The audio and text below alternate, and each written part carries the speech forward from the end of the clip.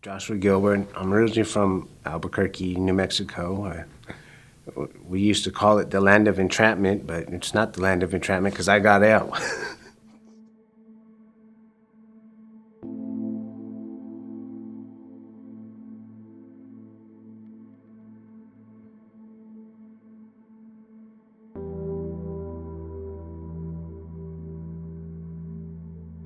Yeah, had lost my job working at Colgate, and so I was unemployed for a bit. And a fella that lived down the street from me was working at this place. He just showed up at my doorstep one day, kind of scared me because I wasn't expecting any visitors. And he's like, "Hey, I work at this tire shop." And he's like, I heard your kid saying you're out of job and was wanting one, and we got an opening. You want to come down and work?" I was like, "Well, yeah."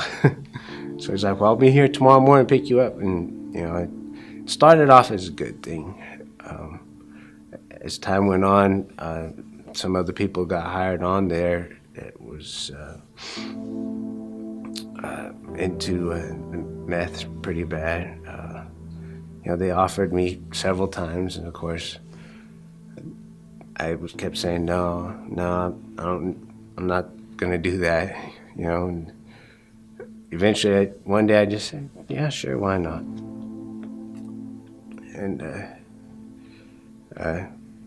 it just became a once in a while usage, and then next thing I know, it was every day. It got to a point where I couldn't really get my day started unless I, got some of that meth going. It started off just like any normal day. Got up, went to work early. The guys came to work. We all got high, of course, and then it was about 3:30, which was unusual for my kids to call me at that time because normally they're on the bus. And my son's like, "Dad, you need to come home. There's DHS here at the house, and the cops are here too." And I was like, "What?" And I said, "Don't say nothing." I hung up the phone, told the guys at the shop, I said, "I gotta go. I'll be back." And I just left. And I rolled up to the house. There was 7 patrol officers there. And of course, the DHS lady. They were there too because they got an anonymous phone call saying that I was cooking meth in my house and doing drugs in front of my kids. I was not cooking in front of them. I wasn't doing directly in front of my kids. I'd always make sure they went to their rooms or was outside, away from me when I was doing my thing. But you can say I was doing it in front of them, even though they didn't see me do it. When I pulled up to my house, my kids didn't say nothing to me because they was kind of, basically in the same boat as I was, like, "What's the deal going on here?" And so I rolled downstairs and I said, "What can I do for you guys?" Of course, I came out with an attitude right away. And they's like, "Well, can we get into your house?" And for a split second there, I was like, almost said, "Not without a search warrant." But I was like, "I ain't got nothing to hide. Let's go in my house." And so, we went in and, they didn't find nothing. But as we was going through the interview process, she was like, "Well, I need you to do a drug test." And I was like, "Sure, why not?" And so I did the drug test. I came up positive for methamphetamine and marijuana. And that's when she said, "Okay, well, we're taking the kids out of your house." It was at that moment just everything crashed out. Even though I was doing drugs, I still lived my life for my kids. To have them taken out of my house, out of my protection, it just literally crushed me. I just put my head down on the table and I was just bawling my eyes out. And she interviewed me for like another hour or two, I think it was. And I couldn't lift my head up to talk to nobody, look anybody in the eyes. And then when she said, the kids need to get some things to take with them to their mama's house. So like, okay, so they came in, they got their stuff. My daughter wouldn't say a word to me. She wouldn't even hug me goodbye. Which I can understand. I broke her heart and her trust.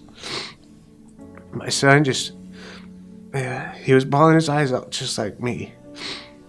And he didn't want to let go of me when he gave me a hug, but he had to. And then when everybody left, I just stayed there on that table, just crying the whole time. I got this pit bull dog. She's the sweetest dog there is. She just sat there and had her head right here on my lap the whole time. That was next to the lowest moment. The next shot was the next day I went to work and I get fired for drug use. And so it was just,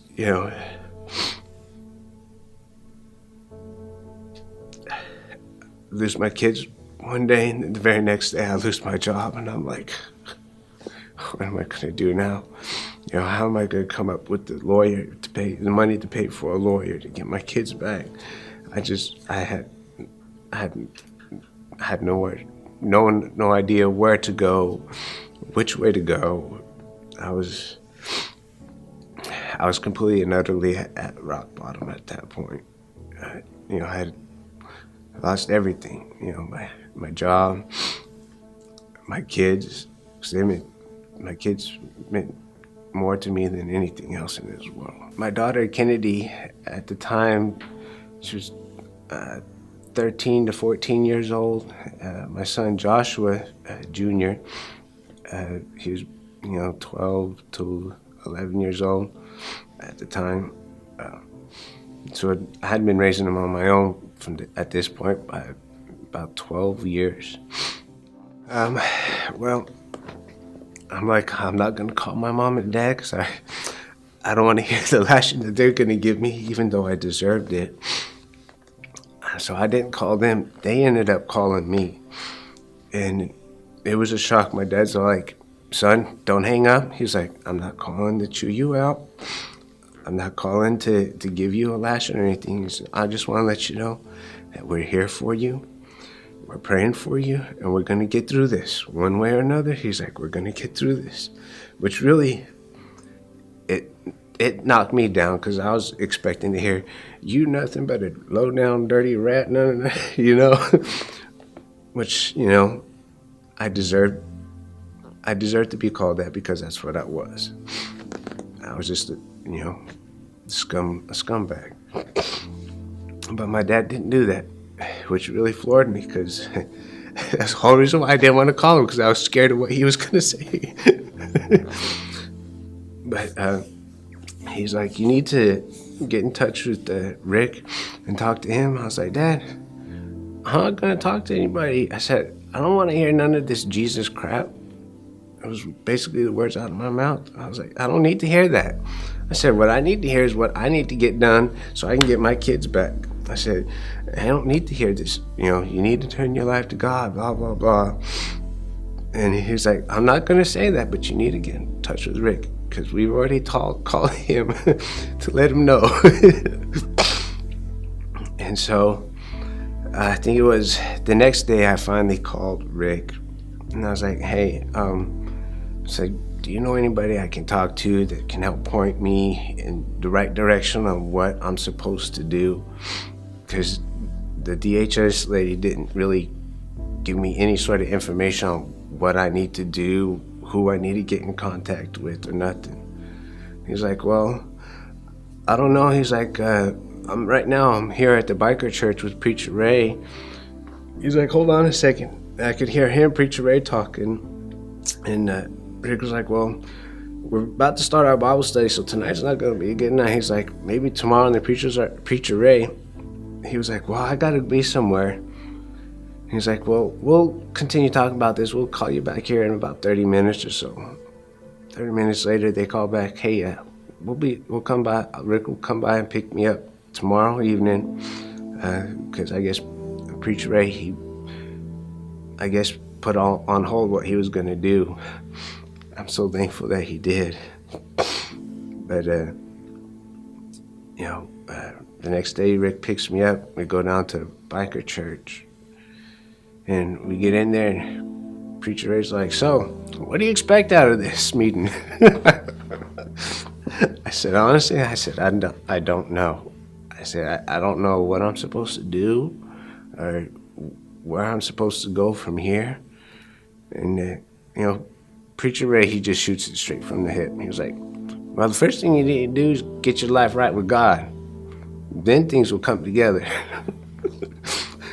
And I was like, okay, how did I know that this was going to happen? But, it's looking back on it, even through that, God allowed that to happen because he wanted me to get my life straight. Yeah, and to get my attention. And the only way he would have got my attention is by making me hit, or not making me, but allowing me to hit rock bottom. So I had no choice but to look up. And then it's just, from that point on, it's been one blessing after another. I mean, it's not without its hard times. There's times where the enemy still tries to get me down. Not with drug use or anything like that, because I have no desire for that stuff no more. The way he attacks me now is through my kids. Not letting me being able to see them when I can, or not being able to get a hold of them.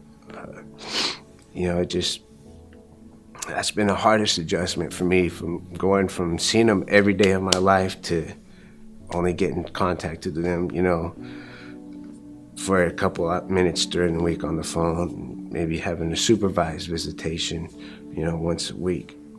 It sucks.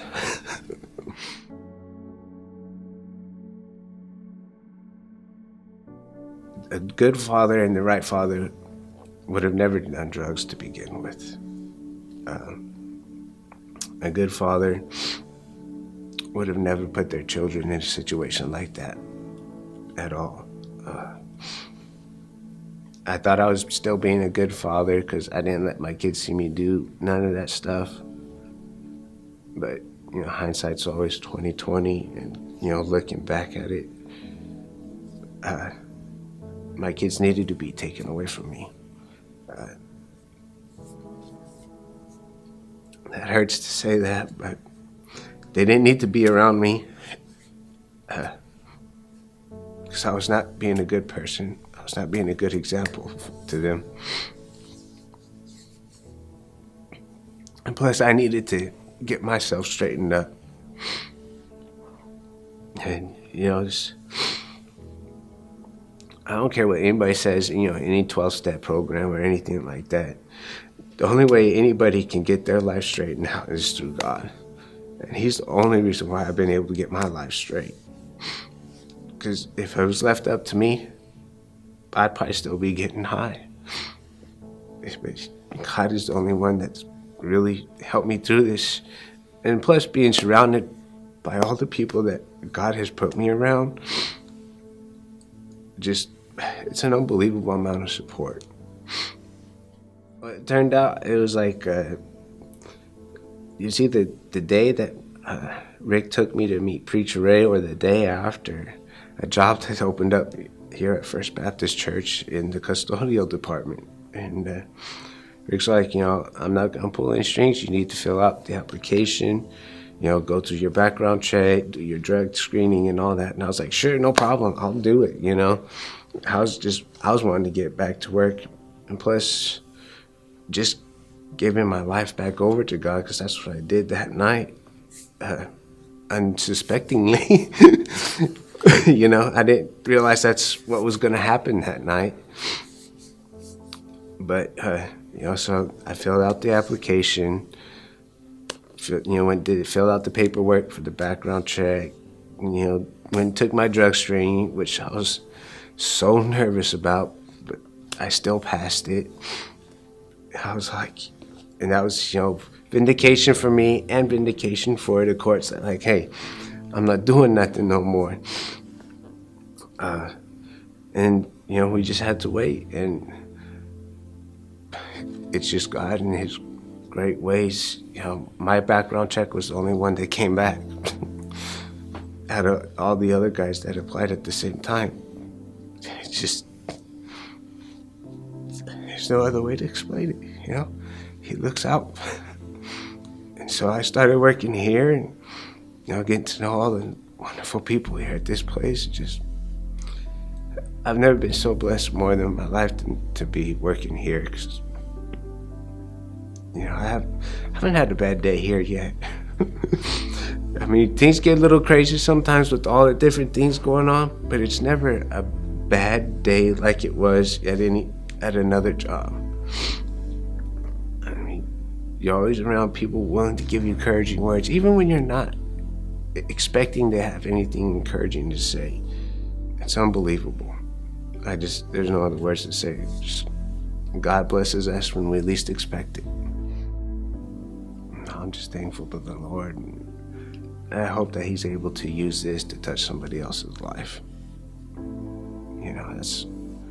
That's what I really want, is for Him to be able to use, I won't say my story, this is His story.